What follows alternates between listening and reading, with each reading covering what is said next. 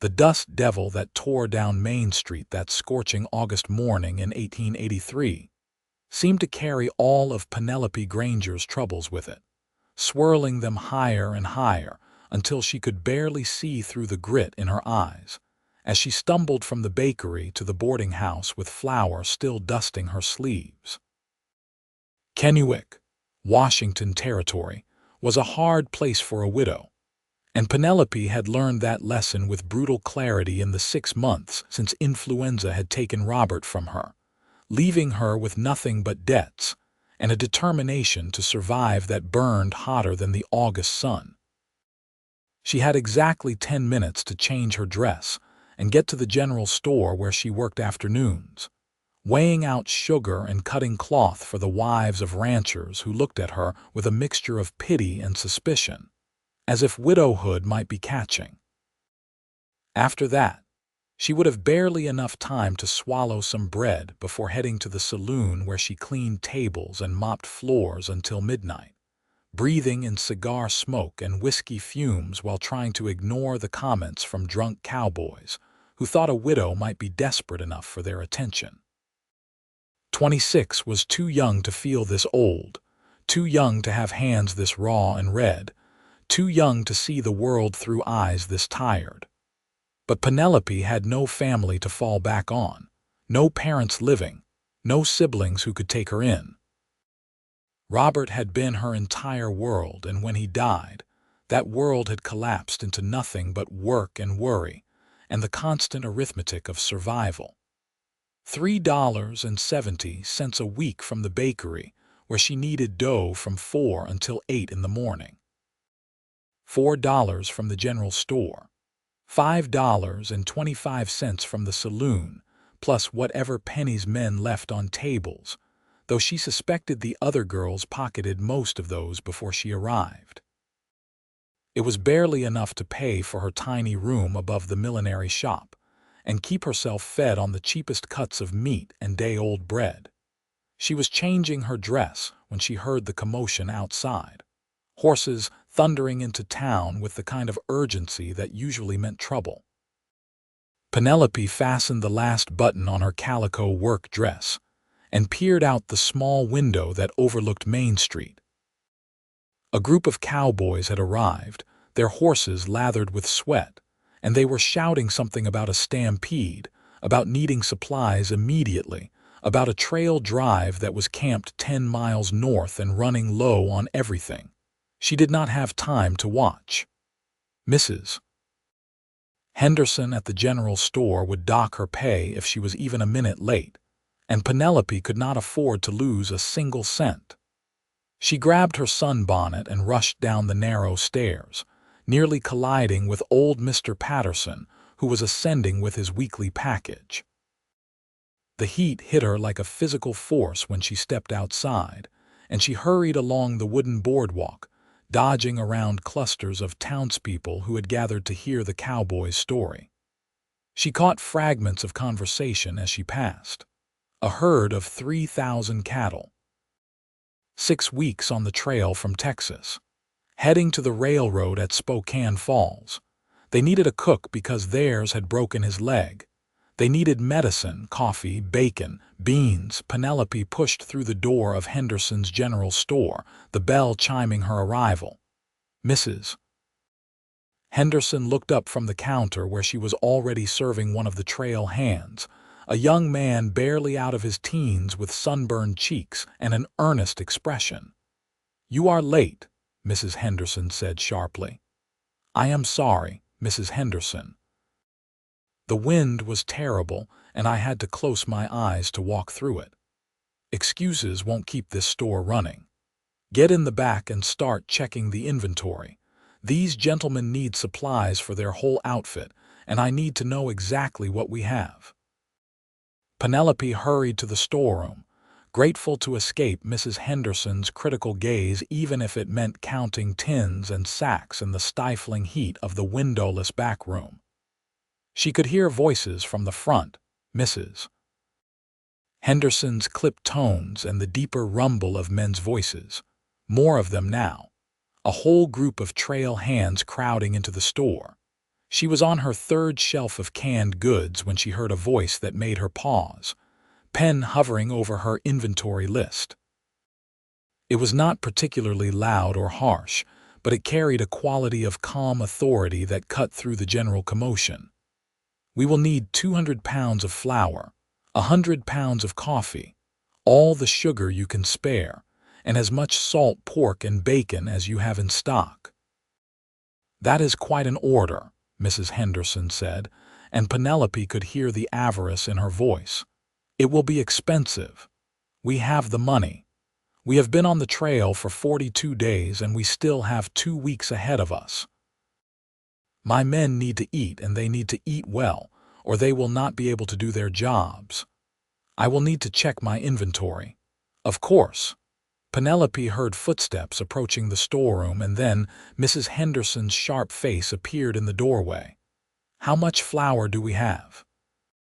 320 pounds, Mrs. Henderson. Coffee, about 140 pounds. Mrs. Henderson nodded and disappeared back into the front room, and Penelope heard her rattling off numbers and prices. She tried to focus on her counting, but that voice kept drawing her attention, something about its steadiness, its confidence that was not arrogance but simply the assurance of a man who knew his own mind. Penelope, Mrs. Henderson's voice cut through her thoughts. Come help load these supplies. She set down her inventory list and walked into the front room, and that was when she saw him for the first time. He stood at the counter, tall and lean with the weathered look of a man who lived outdoors, his face tanned dark by sun and wind. He wore a dusty brown hat, leather chaps over worn denim trousers, and a blue shirt that had once been darker but had been faded by countless washings. But it was his eyes that caught her attention, gray as storm clouds and just as intense, assessing the world with a directness that made her feel suddenly visible in a way she had not felt in months. He glanced at her as she approached, and for a moment their eyes met. She saw him take her in, the flour still dusting her sleeves, the tiredness she could not hide, the calluses on her hands as she reached for a sack of flour. Something shifted in his expression, a flicker of curiosity or concern, she could not tell which. Careful with that, he said. It is heavy. I am quite aware, Penelope said, hoisting the sack with practiced ease born of months of lifting and carrying and hauling. She might be exhausted, but she was stronger than she looked. She made 3 trips to load sacks and tins into the wagon the trail hands had brought around to the back of the store, and each time she returned to the front room, she found that man's gray eyes following her, thoughtful and measuring. It made her self-conscious in a way that annoyed her. She did not have time for whatever judgment he was forming about the tired widow doing manual labor in the general store. On her 4th trip, as she was hefting a crate of canned tomatoes, he stepped forward. Let me take that. I have it. I know you do. But there is no reason for you to carry it when I am standing here doing nothing. His hands closed over the crate, and for a moment they both held it, and she felt the warmth of his fingers brush against hers.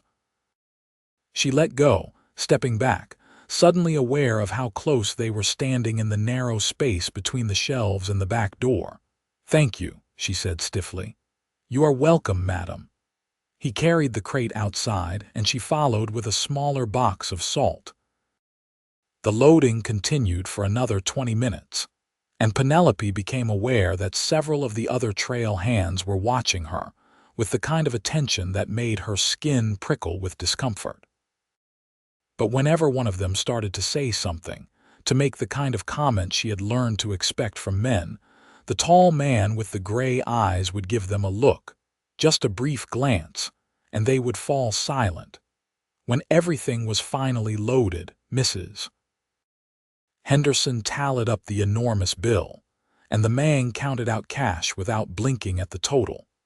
Penelope noticed his hands as he handled the money, scarred and calloused but with long fingers that moved with precision and care.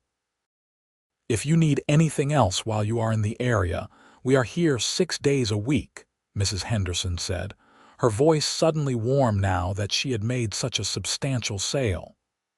Actually, the man said, and his eyes moved to Penelope, I was hoping to speak to your employee for a moment. Outside, if she is willing. Mrs. Henderson's eyebrows shot up, and Penelope felt her face heat. I do not think that is appropriate. I meant no disrespect, madam. It is a business matter. What kind of business matter could you possibly have with her? That is what I would like to discuss with her, if she has a moment and if you can spare her. Mrs. Henderson looked like she wanted to refuse, but the man had just spent more money than the store usually made in a month, and she was not quite willing to offend such a profitable customer.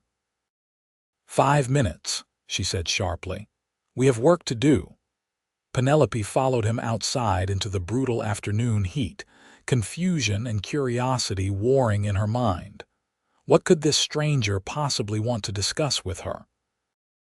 Up close, she could see the fine lines around his eyes, the result of years of squinting into sun and wind, and she revised her estimate of his age upward.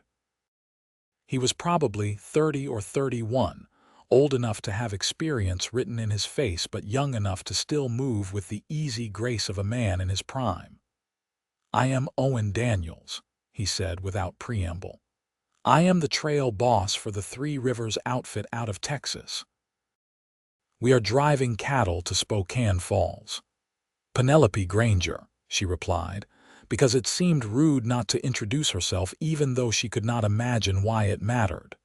Mrs. Granger, I understand this might seem forward, but I wanted to ask if you would be interested in a job. Of all the things she had expected him to say, that was not one of them. A job. My cook broke his leg 3 days ago. He is in bad shape, and we had to leave him at a homestead about 20 miles south of here. My men need to eat properly, or they will not be able to manage the herd, especially with another 2 weeks of driving ahead. I need someone who can cook for 20 men, 3 meals a day, basic trail food but enough of it, and cooked well. The job would last until we reach Spokane Falls, about 2 weeks, maybe a bit less if we make good time. I would pay $25 for the work. Penelope stared at him. $25. It was more than she made in an entire month working 3 jobs. But the idea of leaving Kennewick, of traveling with a group of strange men, of sleeping under the stars or in a wagon on the open prairie, it was absurd. I cannot, she said automatically. Why not? I have responsibilities here. I have jobs. Jobs that pay you enough to live on. The directness of the question took her aback. That is none of your concern. You are right. It is not. But I saw you come into that store with flour on your sleeves from another job, and now you are loading heavy freight in this heat, and Mrs. Henderson mentioned you work evenings as well. 3 jobs means you are not making enough at any one of them. Many people work hard, Mr. Daniels. That is true, but there is a difference between working hard and working yourself to death. His gray eyes held hers, and she saw no pity in them, just a straightforward assessment. I need a cook. You clearly need money. This seems like a simple solution. Nothing is ever simple. This could be. 2 weeks of work, $25, and you are back here with enough money to give yourself some breathing room. Penelope shook her head. I do not know you. I do not know your men. I would be one woman alone with 20 cowboys in the middle of nowhere. Do you think I am foolish enough to agree to that? I think you are smart enough to recognize that I am offering you a legitimate job, not making you an indecent proposition. My men will treat you with respect, because I will make it clear that any man who does not will be left behind on foot with no pay. I run a professional outfit, Mrs. Granger. I need a cook, not entertainment.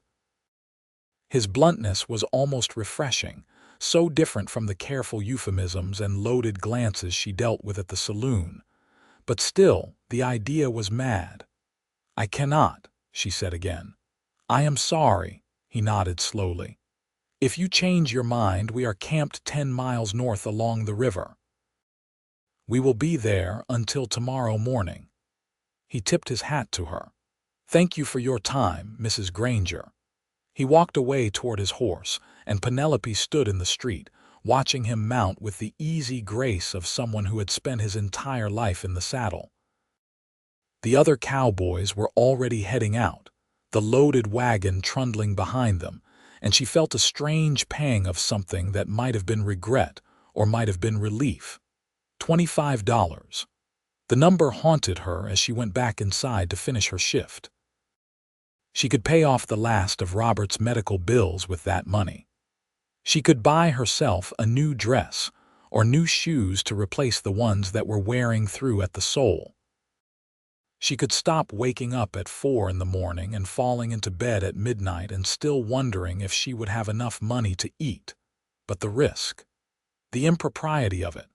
What would people say if they knew she had gone off with a cattle drive? Not that she had much reputation left to lose, being a widow who worked in a saloon, but still. There were lines one did not cross, not if one wanted to maintain even a shred of respectability.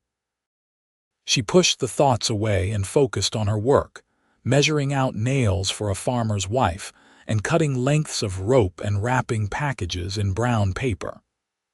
Mrs. Henderson was in a good mood after the profitable sale, which meant she was slightly less critical than usual, though she still found plenty to complain about. When 6 o'clock finally arrived, Penelope was released from the general store, and she walked back to her tiny room to eat a quick supper of bread and cheese before heading to the saloon. Her feet ached, her back ached, everything ached, but she changed into the dark dress she wore for cleaning the saloon and pinned her hair back more securely. The Riverside Saloon was already crowded when she arrived, full of cowboys who had come into town with the trail drive, flush with advance pay and eager to spend it on whiskey and cards. She slipped in through the back door and found the other cleaning girl, a sharp-faced woman named Martha who looked at her with barely concealed dislike. "You will need to stay late tonight," Martha said without preamble. "This crowd is going to make a mess. I always stay until midnight." "Well, tonight it will probably be later. Mr. Simmons said we need to stay until the last customer leaves." Penelope felt exhaustion wash over her like a wave. She had been awake for 14 hours already, and the thought of working until 1 or 2 in the morning made her want to weep. But she needed this job, needed the money. So she nodded and tied an apron around her waist and began collecting empty glasses from tables. The saloon was hot and loud, thick with smoke and the smell of unwashed bodies and spilled alcohol.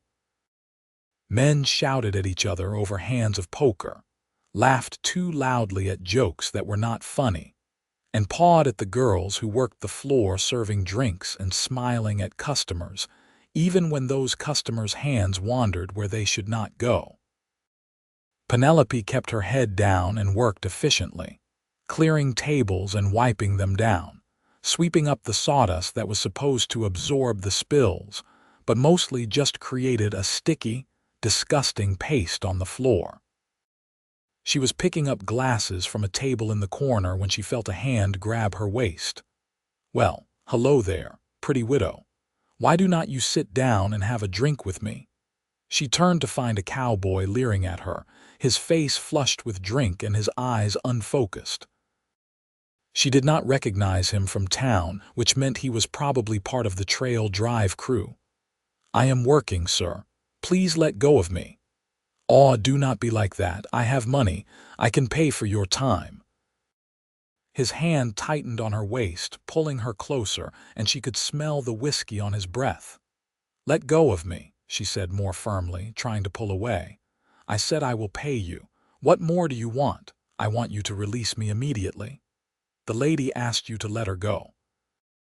The new voice cut through the noise, quiet but carrying absolute authority. Penelope looked up to see Owen Daniels standing a few feet away, his expression calm but his gray eyes hard as granite. "This is none of your business, boss," the drunk cowboy said, but his hand loosened slightly on Penelope's waist. "Everything my men do is my business, Thompson. Let her go and go back to camp. We just got here. And now you are leaving. You have had too much to drink and you are making a fool of yourself. Go back to camp, sleep it off, and be ready to work in the morning." "But boss, now." The single word cracked like a whip, and the cowboy released Penelope and stumbled toward the door, muttering under his breath. Penelope straightened her apron, her heart pounding. "Thank you. I apologize for my man. He knows better. Men often forget what they know when they have been drinking." Owen's mouth quirked in what might have been a smile. "That is true enough." He glanced around the crowded saloon, then back at her. "Is this your third job?" "Yes." "What time do you finish?" "Whenever the last customer leaves." He shook his head slowly. "That offer I made earlier still stands. 2 weeks, $25, 3 meals a day for 20 men. You would work hard, but not harder than this. And my men would treat you with respect. You cannot promise that." "I can, and I do. I have been running trail drives for 6 years, Mrs. Granger. I know how to manage my crew." Penelope looked around the saloon, at the drunk men and the tired girls and the sticky floor she would be mopping for hours yet. She thought about waking up at 4 in the morning tomorrow to knead dough, thought about Mrs. Henderson's sharp criticism, thought about nights like this stretching ahead of her indefinitely because 26 was not old enough to die, but it was starting to feel like it might be. "If I agreed," she said slowly, "when would we leave?" "Tomorrow morning at first light."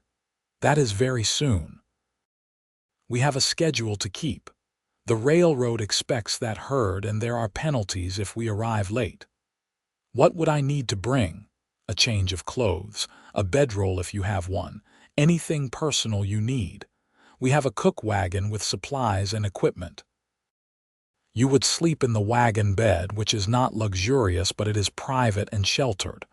Penelope took a deep breath. This was insane. She barely knew this man.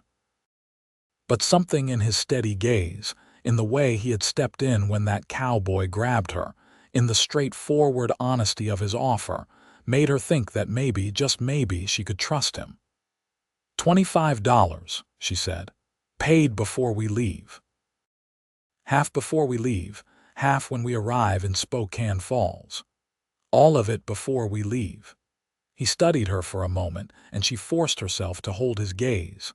She knew she was being difficult, but she had learned the hard way not to trust promises of future payment. "All right," he said finally. $25 before we leave, but I will expect you to honor your commitment for the full 2 weeks." "I will." "Then we have an agreement." He held out his hand, and after a moment's hesitation, she shook it. His grip was warm and firm, and she felt calluses against her palm, the hand of a man who worked for a living just as she did. "Tomorrow morning at first light," he said. "We are camped 10 miles north along the river. Can you find it?" "I will find it." "Good." He tipped his hat to her again and turned to leave, then paused. "You should go home now. Get some rest before tomorrow." "I cannot leave early." "Yes, you can. You are quitting this job, are you not? So what does it matter if you leave now or at midnight?" He had a point. Penelope untied her apron, hung it on the hook by the back door, and walked out into the night without saying a word to anyone. Let Mr. Simmons be angry. Let Martha complain about having to do extra work. She was done with the Riverside Saloon, done with drunk cowboys grabbing her waist, done with mopping floors until 2 in the morning. She barely slept that night, her mind spinning with the enormity of what she had agreed to. She would be leaving Kennewick, leaving the only home she had known since marrying Robert, heading out into the wilderness with strangers. It was foolish and reckless and possibly dangerous. But it was also an opportunity, a chance to make more money in 2 weeks than she could make in 2 months of killing herself with 3 jobs.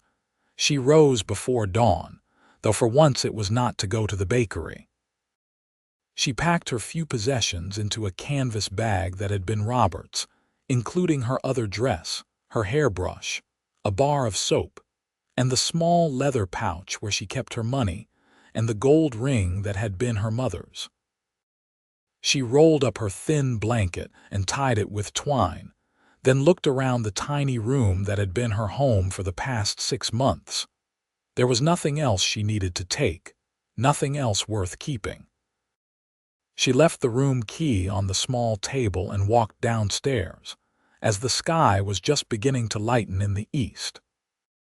She stopped by the bakery and told Mr. Franklin she was leaving town for a few weeks. Family business, she said vaguely, and he nodded and said he would find someone else to help with the morning baking. She stopped by the general store, though it was not open yet, and slipped a note under the door for Mrs. Henderson giving her notice. There was no one else she needed to tell, no friends close enough to worry about her absence, no family to inform of her departure. It was strange and sad, she thought as she walked north out of town, how little trace she had left on this place. She had lived here for almost 3 years, and yet she could disappear without anyone particularly noticing or caring. The thought made her chest tight with loneliness, but she pushed it aside. She was doing this for herself, for her own survival, and sentimentality would not help her. The trail north followed the Columbia River, and she could hear the water rushing over rocks as she walked. The morning air was cool, a relief after yesterday's brutal heat, and she made good time. She had walked about an hour when she heard hoofbeats behind her and turned to see Owen Daniels riding toward her on a large bay horse. He reined in beside her. "You are up early. You said first light." "That I did." He dismounted and pulled a small leather purse from his saddlebag. $25 as agreed. She took it and opened it, counting the money quickly. 5 $5 gold pieces, heavy and real. She tucked the purse carefully into her bag.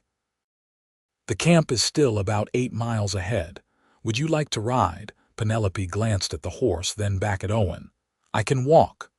"I am sure you can, but you will need your energy for cooking, and there is no reason to exhaust yourself before you even arrive. Come on." He held out his hand. She hesitated, then took it, and he helped her mount. The horse shifted beneath her, and she grabbed the saddle horn for balance. She had not ridden in years, not since childhood when her father had let her sit on his plow horse. Owen mounted behind her, and suddenly she was intensely aware of his presence, the warmth of his chest against her back, his arms on either side of her as he held the reins. It was improper and intimate and made her heart beat faster, but she could hardly ask him to walk while she rode his horse. They rode in silence for a while, the horse's steady gait eating up the miles. The sun was fully up now, promising another hot day, but for the moment it was pleasant, the river breeze cooling her face. "You never told me if you have experience cooking for large groups," Owen said after a while. "I worked in a hotel kitchen before I married. I cooked for 50 people at breakfast every morning." "That is good. Trail cooking is simpler, but the quantities are larger, and the men will complain if it is not done well." "Men always complain about something." She felt rather than saw his smile. "That is true enough. What happened to your regular cook? You said he broke his leg, horse through him when we were crossing a creek." "Bad luck, wrong place at the wrong time. The leg was broken badly enough that he could not ride or even sit up without pain. We left him with a homesteader who has a wife with some nursing experience. We will pick him up on the way back south, assuming he has healed by then." "That must have put you in a difficult position." "It did. I tried cooking for the crew myself for 2 days, but I am a terrible cook and I cannot do that and manage the drive. We were lucky to find you." You do not know yet if you are lucky. You have not tasted my cooking. If it is better than mine, it will be an improvement." The camp came into view around a bend in the river, a sprawling collection of tents and bedrolls arranged around a large cook wagon. The cattle were grazing in the distance. A sea of brown and white and black spread across the grassland, and several cowboys were already up and moving around, tending to horses or checking equipment. Owen rode into camp and dismounted, then helped Penelope down. She was intensely conscious of the stares from the other men, some curious, some appreciative, all surprised. "Listen up," Owen called out, his voice carrying across the camp. "This is Mrs. Granger. She will be cooking for us until we reach Spokane Falls. You will treat her with respect at all times. That means no cursing in her presence, no inappropriate comments, and no touching. If I hear of any man making her uncomfortable in any way, he will be left behind on foot with no pay. Is that understood?" There was a chorus of "yes, boss," and "understood" from the assembled cowboys. Good. Now someone show Mrs. Granger the cook wagon and help her get set up. We are moving out in 2 hours. A young cowboy with red hair and a face full of freckles stepped forward. "I can help, boss. I am Billy." "Thank you, Billy," Penelope said, following him to the large covered wagon that served as the mobile kitchen. The wagon was well equipped, she had to admit. There were sacks of flour and coffee, tins of lard and salt pork, bags of dried beans and rice, and even some dried apples and peaches. There were Dutch ovens for baking, large cast iron skillets, and an impressive array of pots and pans.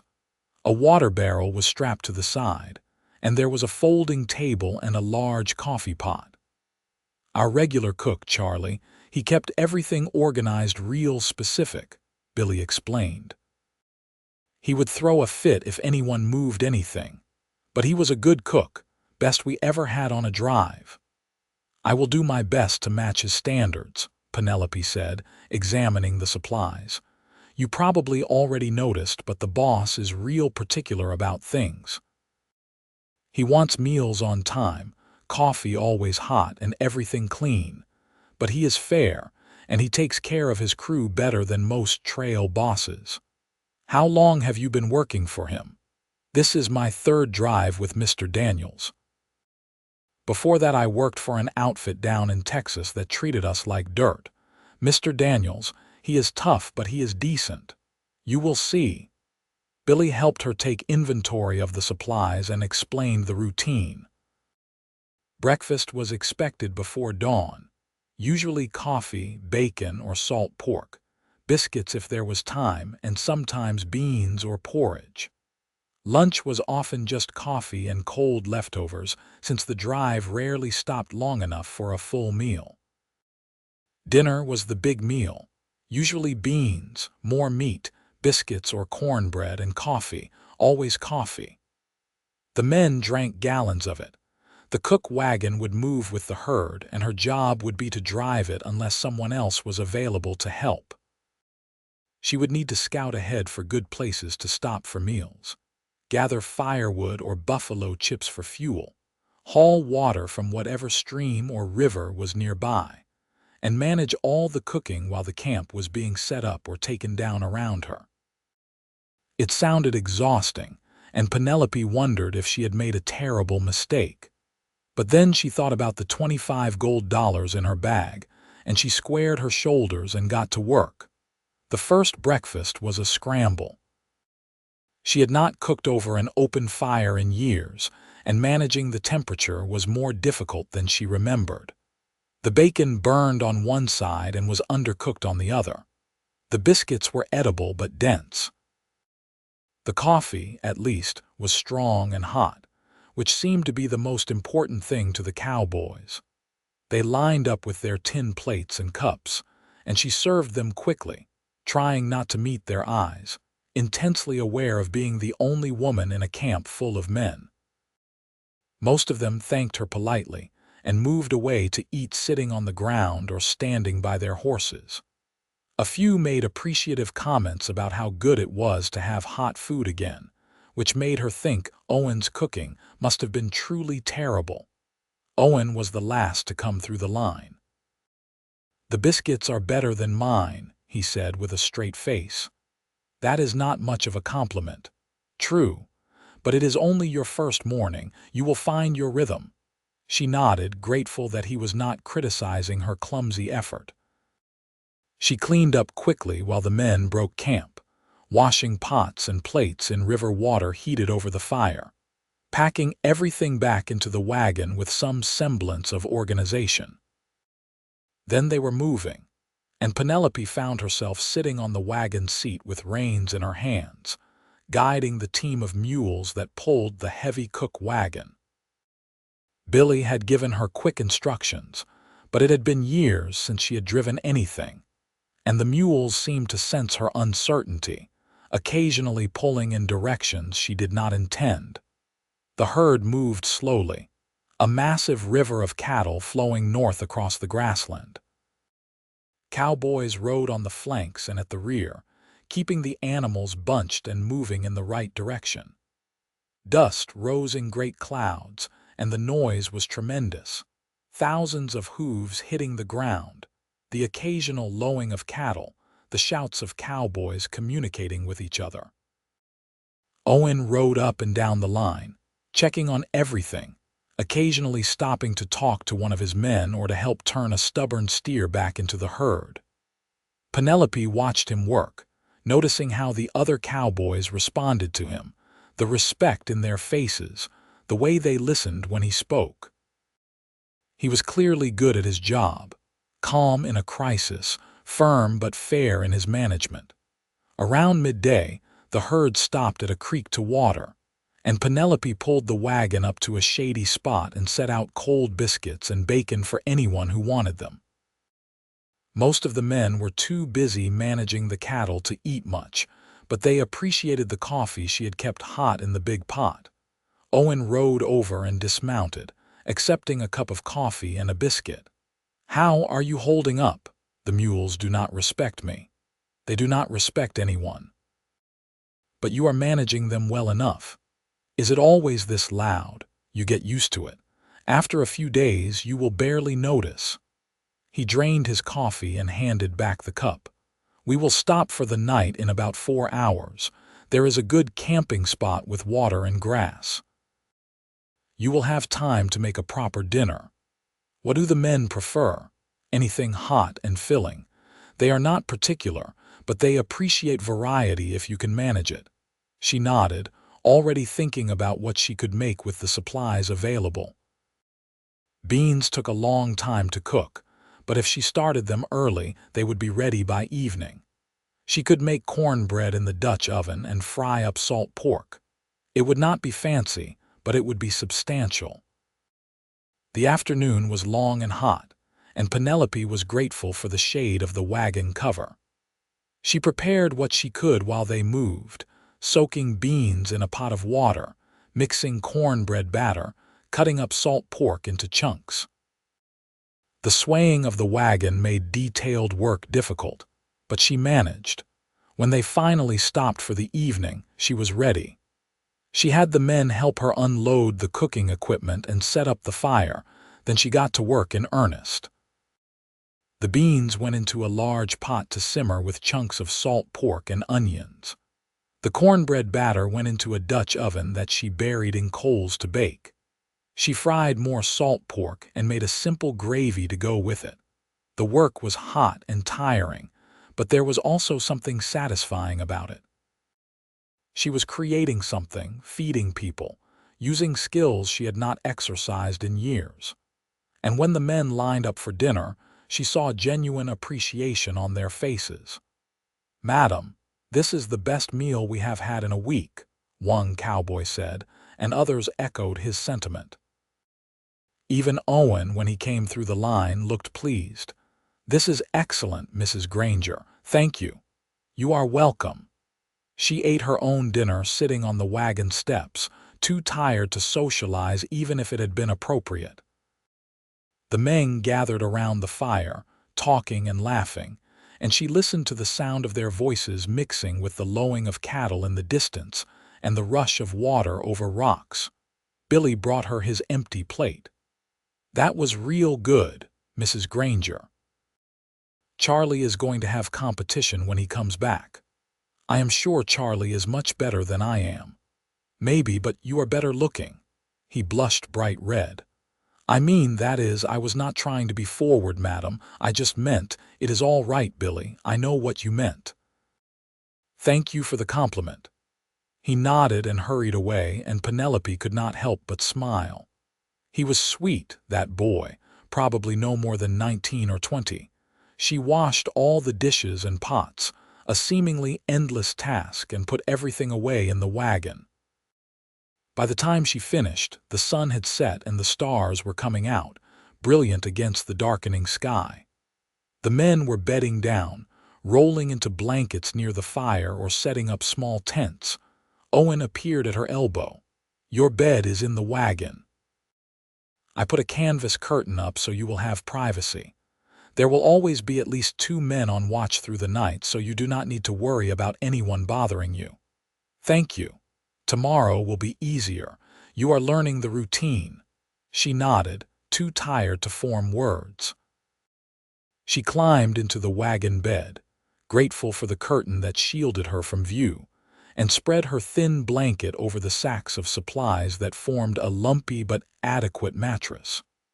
She could hear the men settling down outside, someone playing a harmonica softly, the dying crackle of the fire. She had made it through one day. Only 13 more to go. The days began to blur together into a rhythm of work and travel, cooking and cleaning and driving the wagon mile after mile across the endless grassland. Penelope's hands, already calloused from months of hard labor, developed new calluses from handling reins and lifting heavy pots. Her face tanned despite the sunbonnet she wore, and her shoulders grew stronger from constant work. But something else was happening too, something she had not expected. She was feeling more alive than she had in months, maybe years. Despite the hard work, or perhaps because of it, she was no longer dragging herself from job to job in a haze of exhaustion. She was sleeping deeply and waking refreshed, eating well, breathing clean air instead of saloon smoke. Her body ached, but it was the good ache of muscles being used, not the bone-deep weariness of running on empty. And then there was Owen. He was always nearby, checking on the herd, managing his men, scouting ahead for water and good camping spots. And increasingly, he was stopping by the cook wagon to talk to her. At first it was just practical matters, questions about supplies or timing of meals. But gradually their conversations expanded.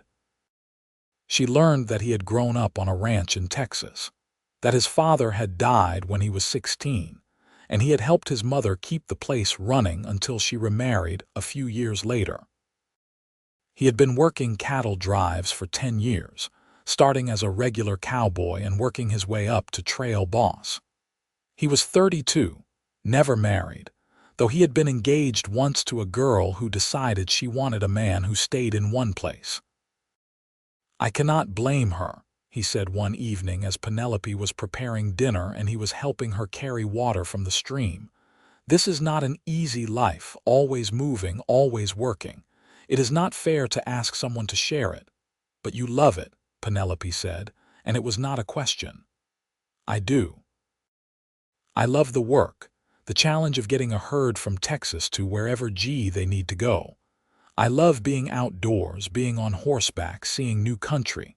But I am not blind to the cost of that love. Does it ever feel lonely?" He looked at her, and she saw something flicker in his gray eyes. "Sometimes. What about you? Do you plan to stay in Kennewick?" "I do not know. I have not had the luxury of making plans beyond surviving the next day, but I do not have any particular attachment to the place. It is just where I ended up." "Where are you from originally?" "Portland. My father was a carpenter. He died when I was 14, and my mother and I moved to the Dalles to live with her sister. I met my husband there. We moved to Kennewick because he thought there would be opportunities, but then he got sick. She was surprised at how easily she was sharing this, details of her life she usually kept private. I am sorry. It must have been hard losing him so young. It was, but not in the way you might think.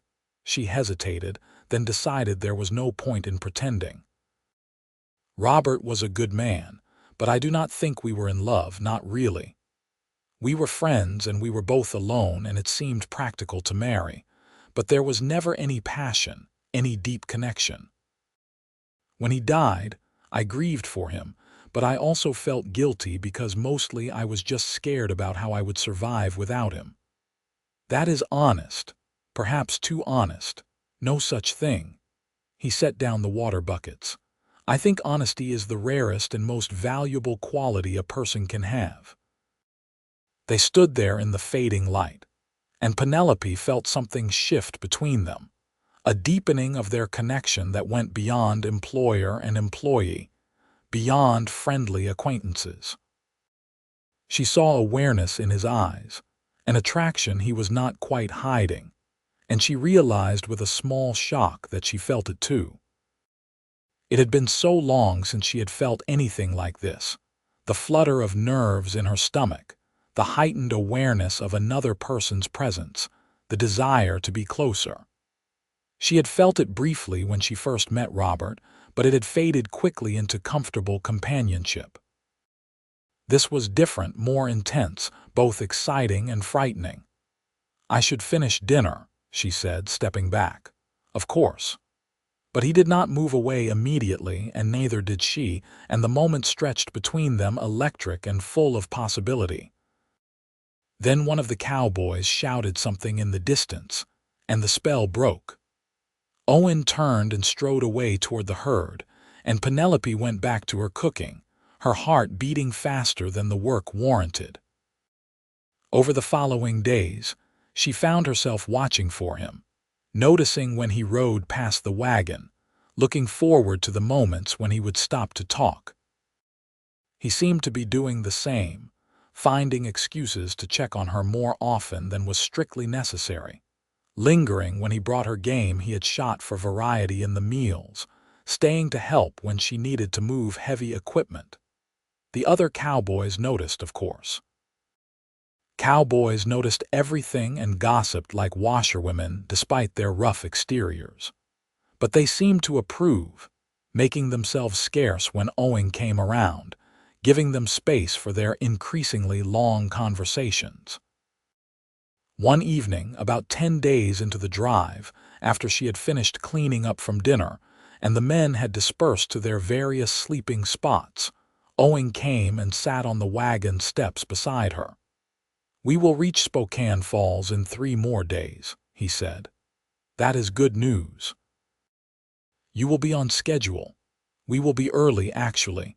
The herd has moved faster than I expected." He was quiet for a moment, staring out at the darkening prairie. "I have been thinking about what happens after we arrive." Penelope's stomach tightened. She had been trying not to think about that, about the fact that this strange, difficult, wonderful interlude was temporary. "I will return to Kennewick, I suppose, to work 3 jobs again. I do not know. I will have the money you are paying me. Maybe I can find something better, a single job that pays enough to live on. Or you could not go back at all." She looked at him sharply. "What do you mean?" "I mean that this drive ends in Spokane Falls, but I have another one scheduled to start in a month, heading back to Texas.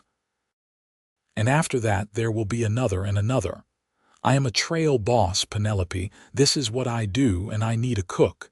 He turned to face her directly. "I want you to stay, not just for the next drive, but for all of them. Come work for me permanently." "Owen, I cannot." "Why not?"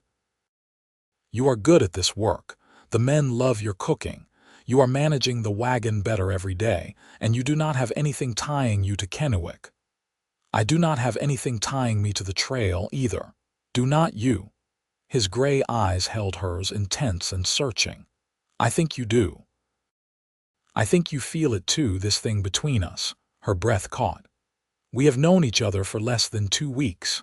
I know. But I have known a lot of people in my life, Penelope, and I have never felt this way about any of them. You are smart and strong and brave, and you do not pretend to be something you are not. I like talking to you. I like being near you. I think about you when I should be thinking about the cattle. He gave a rueful smile. You have gotten under my skin, Mrs. Granger, and I find I do not want to let you go when we reach Spokane Falls. Penelope's heart was pounding so hard she could hear it in her ears. Part of her wanted to say yes immediately, to grab onto this unexpected chance at something more than mere survival. But another part of her was terrified. This is too fast, she whispered. Maybe. Or maybe we are both old enough to know what we want when we see it. He reached out and took her hand, his calloused fingers warm around hers. I am not asking you to marry me tomorrow. I am asking you to keep working for me, to give us time to see where this goes. No pressure, no expectations beyond honest work and honest conversation. And if it does not work out, then you will have earned good money and seen some country, and we will part as friends. But I think it will work out, Penelope. I think we could be good together. She looked down at their joined hands, his large and scarred from years of ranch work, hers red and chapped from cooking and cleaning. They were both people who worked for a living, who understood hardship and responsibility. They were both survivors. I need to think about it, she said finally. Of course. You have 3 days. He squeezed her hand gently and then released it, standing up from the wagon steps. Good night, Penelope. Good night, Owen. She watched him walk away into the darkness, and she felt the loss of his presence like a physical thing. She climbed into the wagon and lay down on her makeshift bed, staring up at the canvas cover overhead. What did she want? For months, she had been so focused on survival that she had not let herself think about what kind of life she actually wanted to live. But Owen was forcing her to think about it, to imagine a future that was more than just endurance. She could return to Kennewick and look for better work. Maybe she could find a position as a housekeeper or a cook in a hotel. It would be stable, respectable, safe. But it would also be lonely, and it would be returning to a town where she had no real connections, no one who cared whether she stayed or left. Or she could stay with Owen and the trail drive, keep cooking for the crew, keep having those long conversations in the evenings, keep feeling the way she felt when he looked at her like she mattered. It would be hard work and an uncertain future, but it would also be an adventure, a chance at something she had never had before, real love. Because she was falling in love with him, she realized. Maybe she had started falling for him that first day when he offered her a job instead of making her an indecent proposition, when he respected her enough to pay her what she asked, when he protected her from his drunk cowboy in the saloon. Or maybe it had been a gradual process over these past 10 days, built from 100 small moments of kindness and conversation and mutual respect. She had thought she loved Robert, but what she had felt for him was pale and tepid compared to this. This was fire and intensity, exhilaration and fear all mixed together.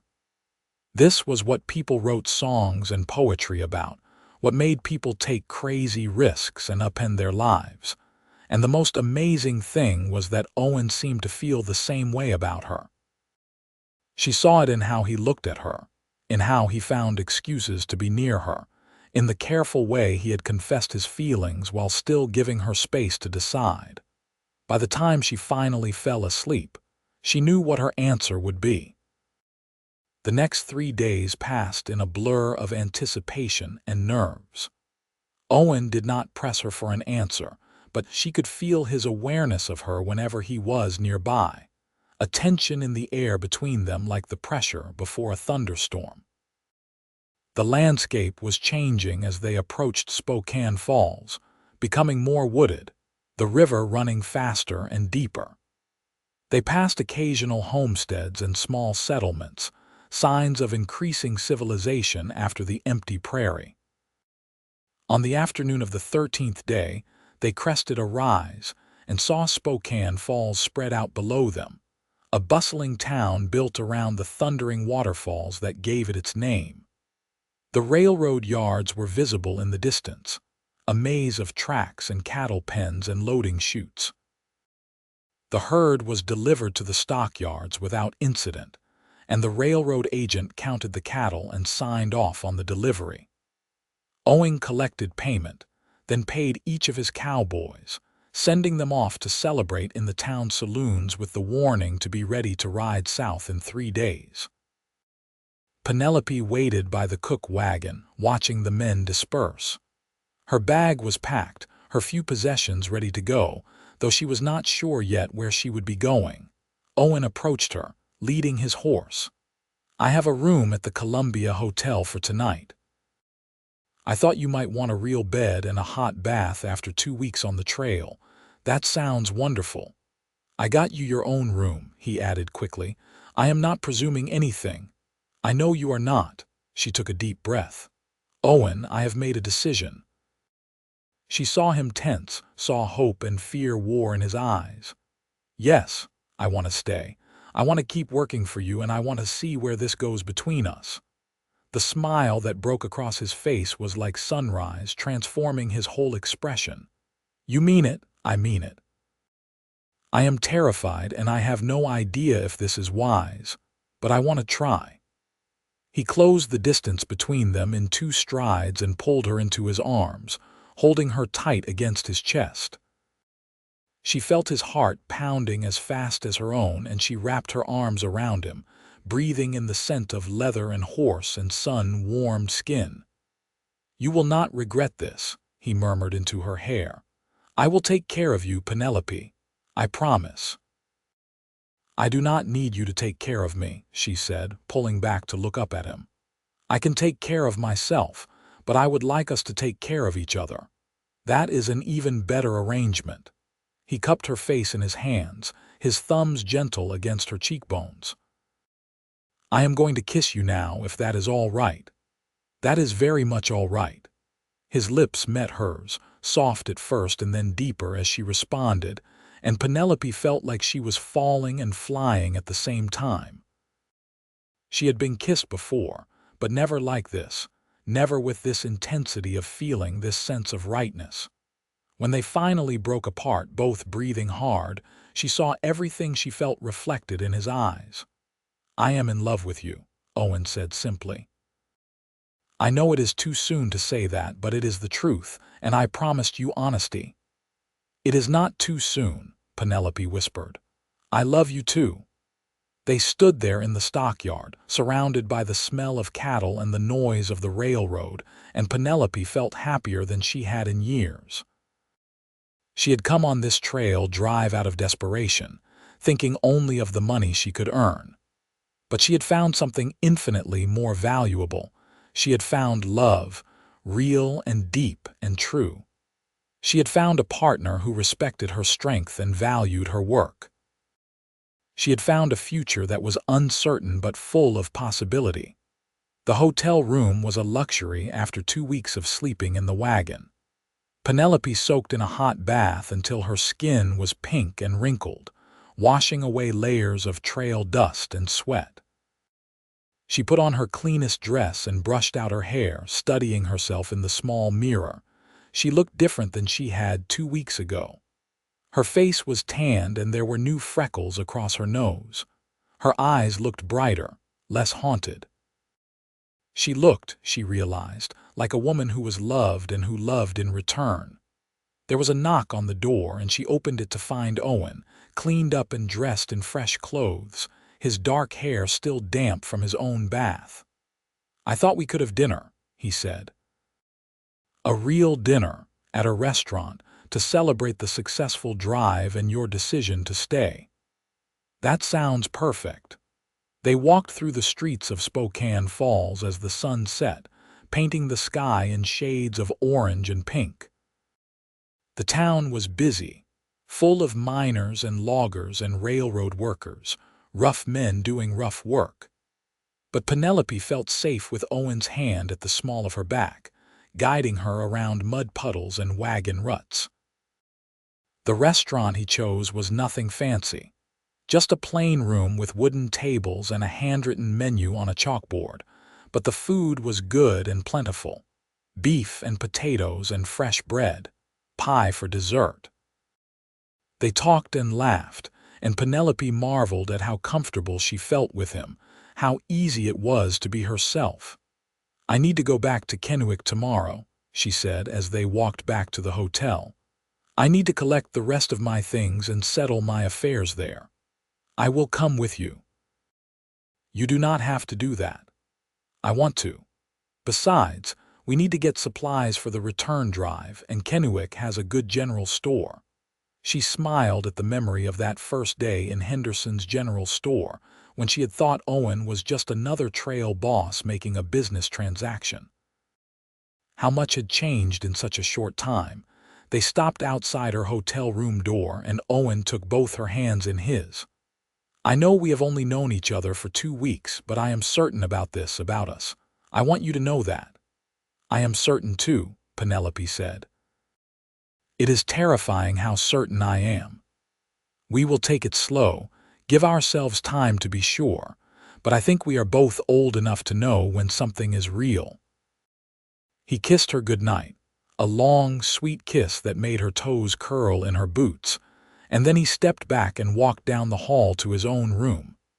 Penelope went inside and lay down on the soft bed, and for the first time in 6 months, she felt at peace. They rode back to Kennewick together the next day, taking their time, stopping to rest the horses and eat a lunch Penelope had packed from breakfast leftovers. The trail seemed shorter this time, maybe because she was not walking alone but riding beside Owen, their horses side by side, their conversation easy and comfortable. Kennewick looked smaller than she remembered, dustier and more tired. They went first to her room above the millinery shop, where Mrs. Patterson was surprised but not unhappy to hear she was leaving permanently. "You paid through the end of the month, so you have a few more days if you need them, but I will not say no to getting the room back early," she said. Penelope packed her few remaining possessions, which did not take long since she had so little. A few pieces of clothing, a photograph of her parents, Robert's watch which she had never been able to bring herself to sell. That was the sum total of her life in Kennewick. They stopped by Henderson's general store, where Mrs. Henderson was coldly polite and insisted on showing them her entire inventory, even though Owen just wanted to place a standard order for trail supplies.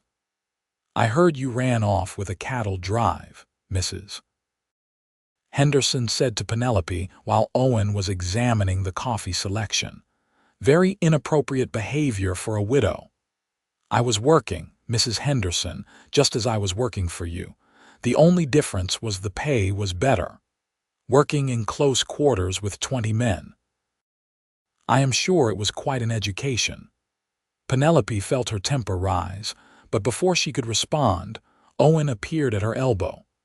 "Mrs. Granger is an excellent cook and a hard worker," he said, his voice pleasant but with an edge of steel underneath. "She has made my life significantly easier, and I am grateful to have her. Now, I believe we have the order settled. I will send some men to pick it up tomorrow morning." He took Penelope's arm and guided her out of the store before Mrs. Henderson could respond. Once they were outside, Penelope let out a shaky laugh. "Thank you for that. That woman is poisonous. No wonder you wanted to leave this place.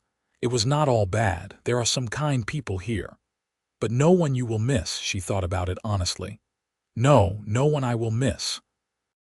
"Then let us get out of here." They left Kennewick that afternoon, riding north toward the camp where the rest of Owen's crew was waiting to begin the return journey to Texas. Penelope did not look back. The return drive was different from the first one, slower without a herd to push, but still purposeful. They stopped at the homestead where Charlie, the injured cook, was recovering, and found him much improved though still unable to ride comfortably. "I heard you found a replacement," Charlie said, eyeing Penelope with professional curiosity. "Billy says she is almost as good as me." "She is better than you," Owen said, and both Penelope and Charlie laughed at his teasing tone. "Well, I guess I better heal up fast so I can defend my reputation." "You take your time," Owen said seriously. "We will manage fine, and I want you fully recovered before you try to work again." They left Charlie with enough money to pay the homesteaders for his care and continued south. The days fell into a comfortable rhythm, and Penelope found herself settling into the life of the trail. She learned to read the weather, to judge how far they could travel in a day, to manage supplies so nothing ran out at an inconvenient time. And every evening, after the work was done and the men were settled, Owen would come and sit with her, and they would talk about everything and nothing, sharing stories from their pasts, discussing plans for the future, or sometimes just sitting in comfortable silence watching the stars. One night, about 3 weeks into the journey as they were camped near a creek in eastern Oregon, Owen took her hand and said, "I think we should get married." Penelope's heart jumped. "Owen, I know it has not been that long, but we have been together constantly for 5 weeks now. We work well together, we respect each other, and I am more in love with you every day. I do not see any reason to wait. People will talk. A widow remarrying so quickly and to a man she met on a trail drive. Let them talk. We know the truth of what we feel. That is all that matters." She looked at his face in the firelight, at the honesty and love in his eyes, and she knew he was right. What did it matter what strangers thought? They had found each other against all odds, and they had built something real and strong in a very short time. "Yes," she said simply. "Yes, I will marry you." His answering smile was brilliant, and he pulled her close and kissed her while the cowboys hooted and hollered their approval from around the fire. They were married in a small town in Northern California by a circuit preacher who traveled through once a month. It was a simple ceremony with the trail crew as witnesses, Penelope wearing her best dress and Owen in a new shirt he had bought specifically for the occasion. Billy cried during the ceremony, which he tried to hide, and which made everyone else laugh affectionately. The whole crew chipped in to buy them a wedding gift, a beautiful set of Dutch ovens for the cook wagon, which made Penelope tear up at their thoughtfulness. That night, for the first time, they made love in a real bed in a real room, and Penelope discovered what she had been missing in her marriage to Robert. This was not duty or routine but passion and connection. Two people joining together because they wanted each other desperately. Owen was gentle and patient, taking time to learn what she liked, and when they finally came together it felt right in a way nothing else ever had. "I love you," she whispered in the darkness afterward, her head on his chest, listening to his heartbeat. "I love you too," he murmured into her hair. "You are the best thing that has ever happened to me, Penelope Daniels." She smiled at her new name, Penelope Daniels. It sounded right, like coming home after a long journey. The rest of the trip to Texas passed in a haze of happiness. Penelope continued cooking for the crew. But now she was not just the hired cook, but the boss's wife, which changed her relationship with the men in subtle ways. They were more protective of her, more respectful if that was even possible, treating her like a valued member of the family rather than an employee. When they finally reached the ranch in Texas, where Owen was based, Penelope got her first look at what would be her new home. It was not much, just a small house on the edge of a large ranch that used Owen's services for their trail drives. But it was theirs, a place they could come back to between drives, a place to call home. The ranch owner's wife, a friendly woman named Martha, welcomed Penelope warmly and helped her settle in. The house needed work, but it had good bones, and Penelope found herself enjoying the process of making it their own, hanging curtains and arranging furniture and planning a garden for when they were home long enough to tend it. Owen had a month before his next drive, and they spent that time getting to know each other in new ways, learning the rhythms of domestic life together. Penelope discovered that Owen was handy with repairs, but terrible at remembering to put his dirty clothes in the wash. He learned that she was a fierce negotiator at the market, but had a soft spot for stray cats. They talked about the future, about how long Owen wanted to keep working trail drives, about whether they wanted children, about what their life might look like in 5 or 10 years. They did not have all the answers, but they had each other, and that seemed like enough. The night before Owen's next drive was set to begin, they lay in bed talking quietly. "Are you nervous about going out again?" Owen asked. "A little. But mostly I am excited. I love the work, and I love traveling with you. I still cannot quite believe you agreed to this life. Most women would want a house and stability. I am not most women, and I spent 6 months working 3 jobs just to survive, Owen. This life, hard as it is, gives me something those jobs never did. It gives me purpose and partnership and love." He pulled her closer.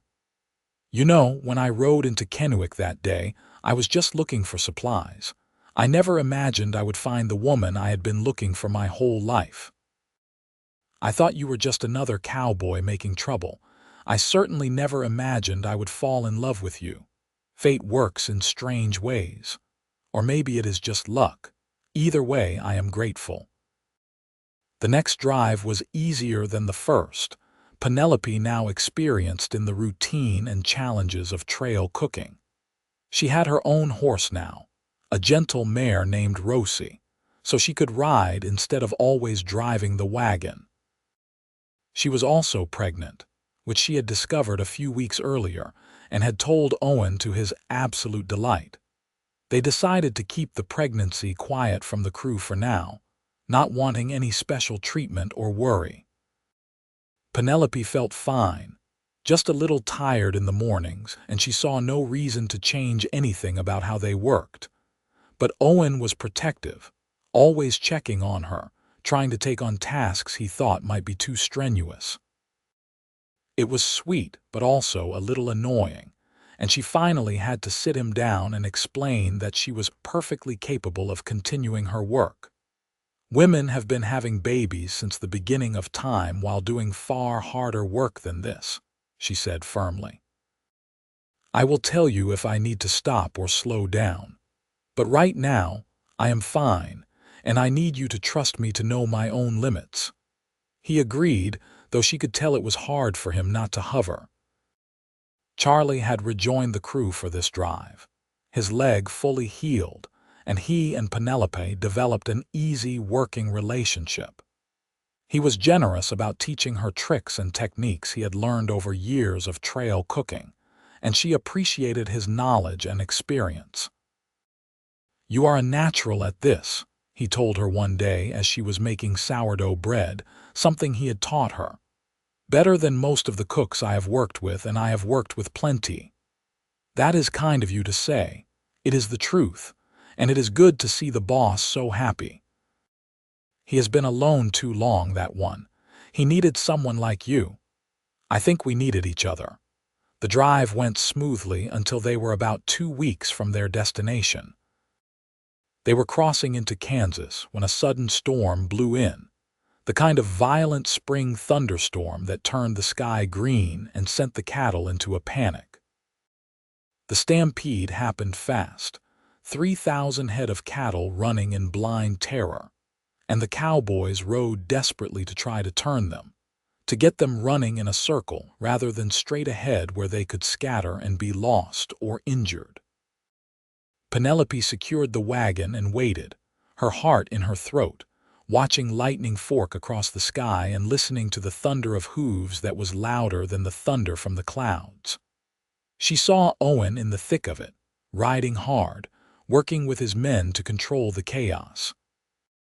It took 2 hours to get the herd settled again, and by the time the cowboys rode back to camp, they were exhausted and soaked and muddy. 2 steers had been lost, fallen into a ravine and broken their legs and had to be shot. One cowboy had been thrown from his horse but was miraculously uninjured except for bruises. It could have been so much worse. Owen dismounted and walked straight to Penelope, pulling her into his arms without a word. She felt him shaking slightly, the adrenaline of the stampede still coursing through him. "I am all right," she murmured. "We are all right. I know, I just needed to hold you." That night, after the men were fed and settled, after the worst of the storm had passed leaving just steady rain, Owen and Penelope lay together in the wagon and talked about the fear they had both felt. "I have been through dozens of stampedes," Owen said. "But this was the first time I was terrified not just for myself but for you and the baby. It made me think about whether this life is sustainable for us. You are not thinking of quitting, are you? Not immediately, but maybe in a few years. We are making good money, and if we are careful, we can save enough to buy our own small ranch, something we can manage without having to spend months at a time on the trail." "I would like that," Penelope said. "But I am not in a hurry. I like this life, and I like working beside you. When the time is right to settle down, we will know." The baby was born in November, a healthy boy with his father's gray eyes and his mother's dark hair. They named him Thomas, after Owen's father, and called him Tommy. Penelope took a break from the trail drives for 6 months after Tommy was born, staying at the house in Texas while Owen did one more drive without her. It was the longest they had been apart since marrying, and they both hated it, but they agreed it was necessary until Tommy was a bit older. Martha, the ranch owner's wife, was a huge help during those months, showing Penelope how to care for a baby and providing company and support. Penelope discovered that she loved being a mother, loved the weight of Tommy in her arms, his toothless smiles, the way he would grab her finger with his tiny hand. But she also missed the trail, missed the work and the adventure and the sense of purpose it gave her. She missed cooking for the crew, missed the rhythm of travel, and most of all, she missed working side by side with Owen.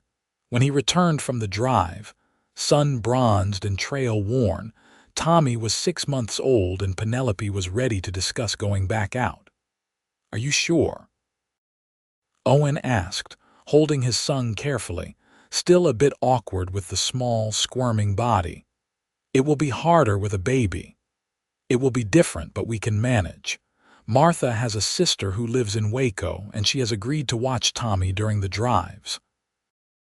We can visit between trips, and when he is older we can bring him with us if we want. You really want to go back? I really do. I love our son, but I also love our work. I do not want to choose between them. I want both." Owen grinned. "Then we will have both." They did 6 more years of trail drives together, working through spring and summer, returning to Texas for fall and winter to spend time with Tommy, and eventually, his younger sister Grace and baby brother Matthew. It was a complicated life, balancing the demands of work and family, but they made it work through careful planning and a lot of help from friends. Penelope became something of a legend among trail drives.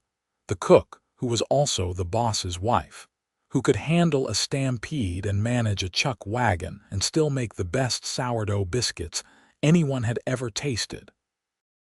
Cowboys would specifically sign on for Owen's drives because they knew the food would be good and the atmosphere would be fair and professional. Owen was offered positions managing entire ranches, but he turned them down, preferring the independence and variety of trail drive work. But he was also carefully saving money, planning for the future when they would settle down permanently. That future came sooner than expected. Penelope was 35 when she found out she was pregnant with their 4th child, and this pregnancy was harder than the others.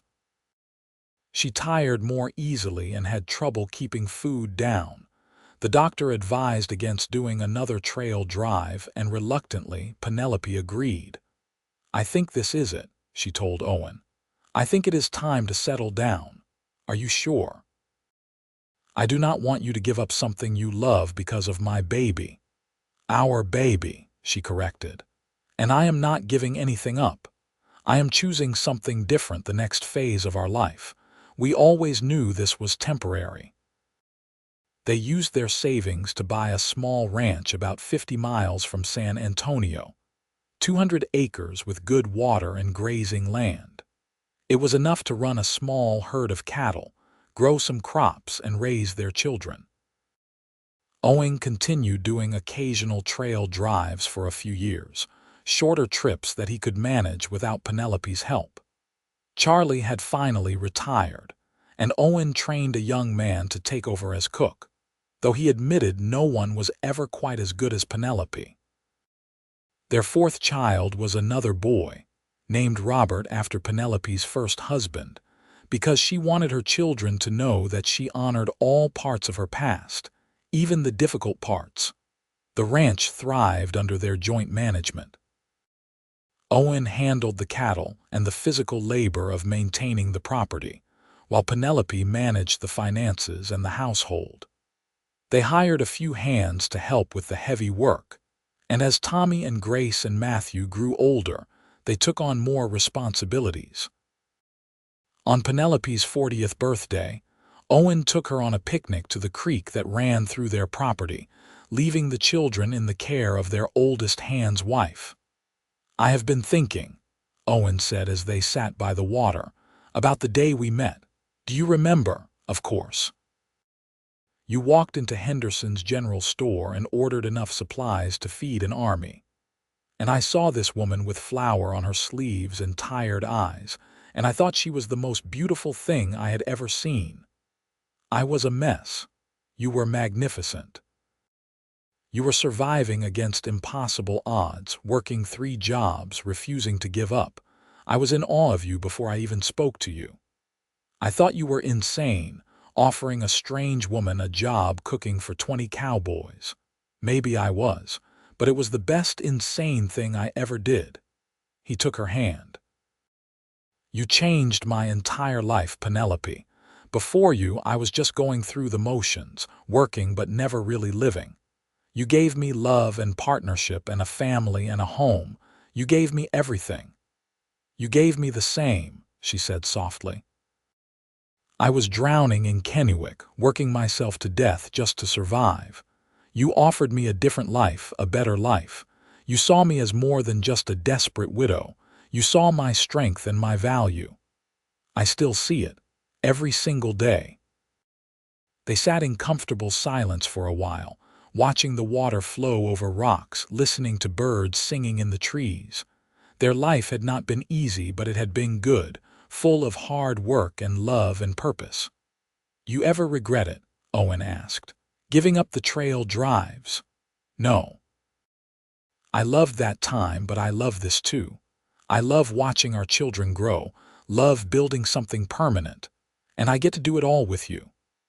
I love you, Penelope Daniels, more today than the day we married, and I will love you more tomorrow than I do today." "That is the most romantic thing you have ever said." "I have been practicing." She laughed and kissed him, and they stayed by the creek until the sun was setting, talking about their children and their plans for the ranch and the life they were building together. Tommy grew up to be a skilled rancher, taking over more and more of the daily operations as Owen aged.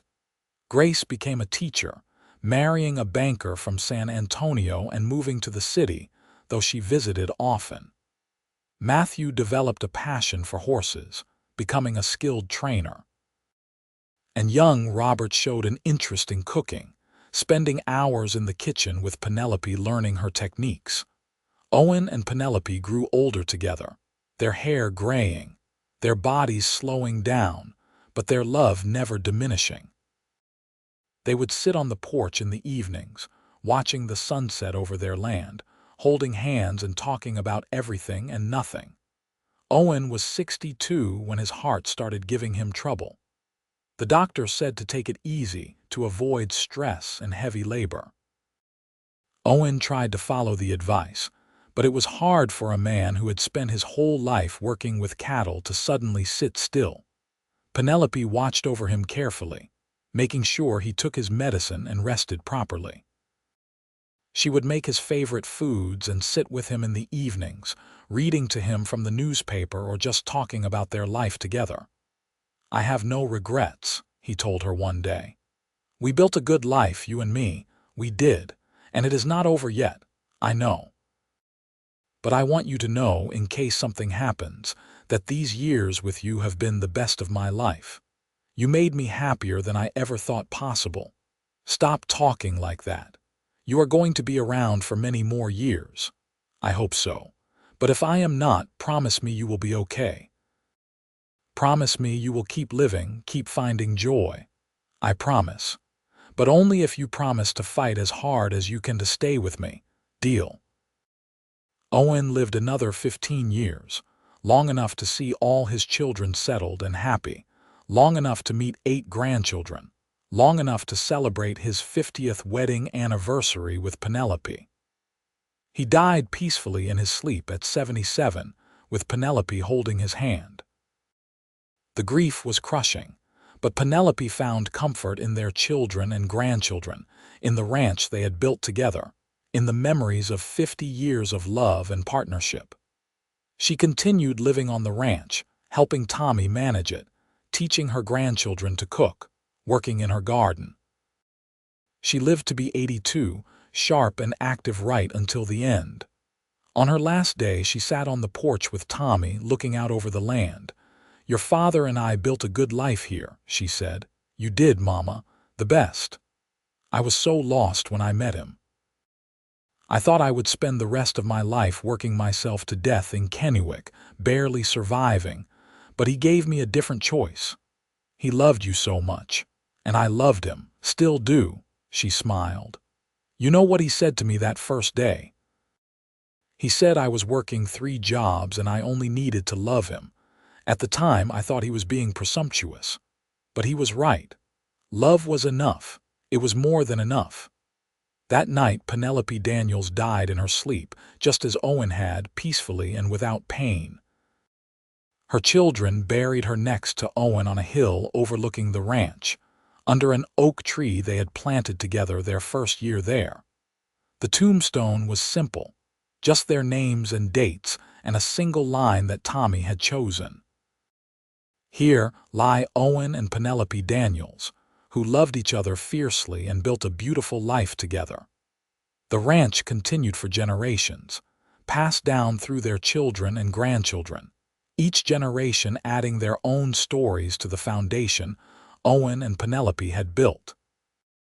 And sometimes, on quiet evenings, the family would gather on the porch and tell the story of how it all began, of the widow who was working 3 jobs to survive, and the cowboy who told her she only needed to love him, and how that simple declaration had changed everything.